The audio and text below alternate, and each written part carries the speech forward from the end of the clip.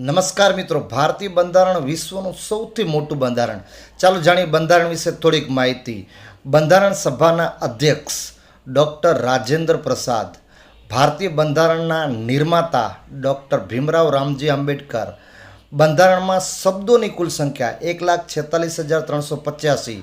બંધારણમાં થયેલ કુલ સહીઓ 284. બંધારણમાં પાનાની કુલ સંખ્યા 251. બંધારણ બનાવવામાં લાગેલ કુલ સમય 2 વર્ષ 11 મહિના અને 18 દિવસ. ભારતીય બંધારણની મૂળ કોપીનું વજન 13 કિલોગ્રામ. બંધારણના કુલ સભ્યો 389. બંધારણ બનાવવામાં થયેલ કુલ ખર્ચ 64 લાખ રૂપિયા.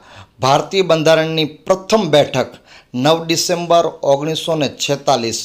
બંધારણને બંધારણ સભામાં સ્વીકાર કર્યાનો દિવસ 26 નવેમ્બર 1949 અને ભારતીય બંધારણ અમલમાં આવ્યું તે દિવસ 26મી જાન્યુઆરી 1950.